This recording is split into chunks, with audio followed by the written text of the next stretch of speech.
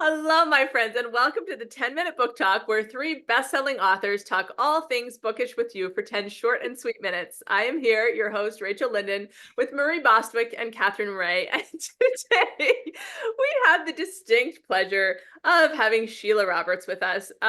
Sheila is showing us her beautiful new book, The Best Life Book Club. Fabulous cover. Love the color. That's one of my favorite colors. Thank and there's Sheila's lovely face. Okay, Sheila, you Come out now. You can come out now. We're laughing because we've been spending 5 minutes trying to figure out how to get the book in the frame without the blurred out background that Sheila has, and we finally had to just have it like covering Sheila's face. So it worked. That was a really good idea, actually. We should just do it. Let's just go. It was like a surprise reveal of your face, Sheila. So you are here with your fabulous new book. We love your books. They're full of heart. They're full of humor.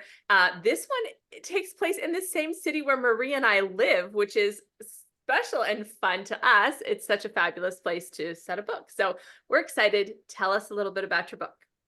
Well, I thought Gig Harbor would be a fun setting because that is a charming little city. It really has more of a small town feel than a city. And it's just this gorgeous setting. And the book, it's like, I like to write books with casts of characters. And so we have four main characters in this. And we have Carissa, we have Margot, we have Alice, and Alice's cranky sister, Josie. And these women all end up coming together to form a book club. And they all, of course, we have to have issues because, in real life, I don't want issues. I don't want conflict. I just want everything to be smooth and happy. And we just sit up around and we eat chocolate and we play games. But in a book, that is really boring. And so you have to have problems, right? And so they all have to have problems. And so we have got our main character, Carissa, who's got some self-esteem issues and some trust issues, her dirty rat husband. It's sad that there are often so many dirty rat husbands in books, but you have to have their dirty rat ex or their dirty rat boyfriend or their dirty rat somebody, because our heroine has to make a new start. And she dirty can't, rat or dead. They can be dead or a dirty rat.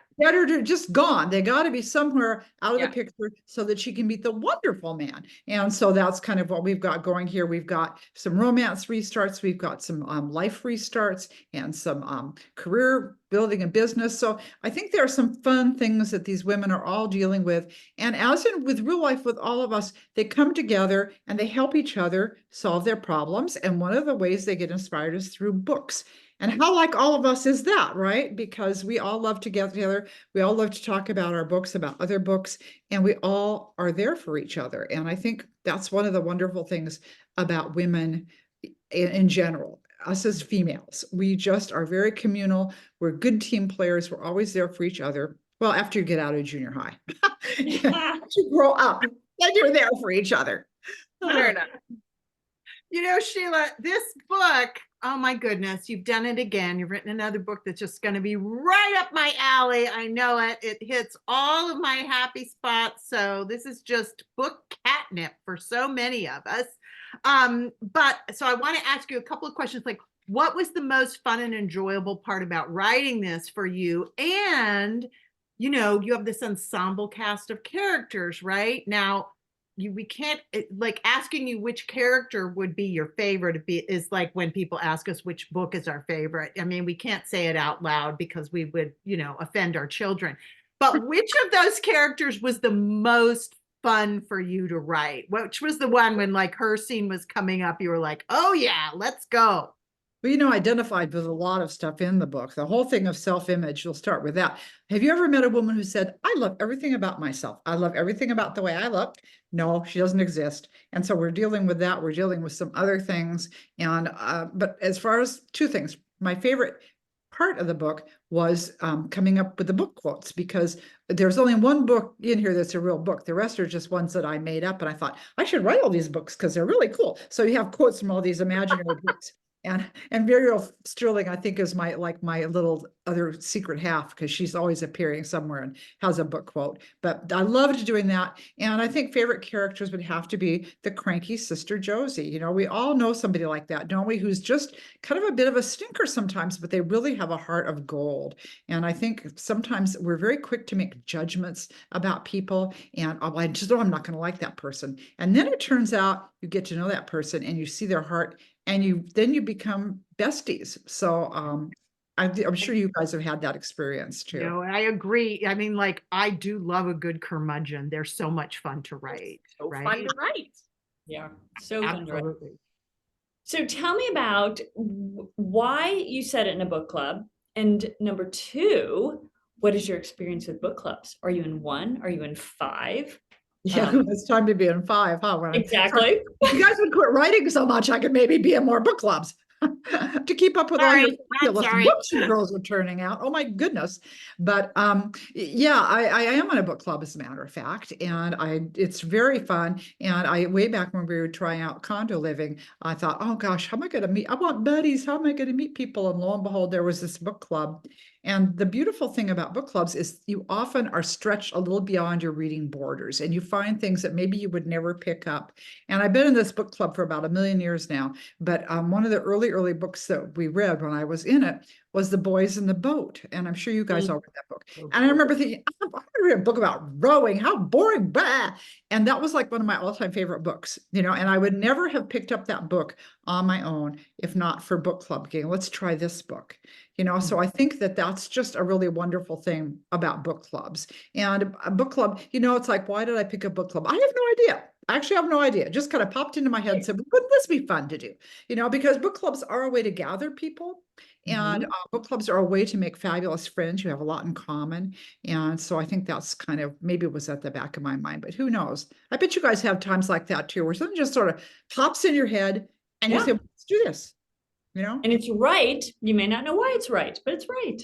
Yeah. There you go. So there you have it, folks. Bookish people are the best people. They're the best people.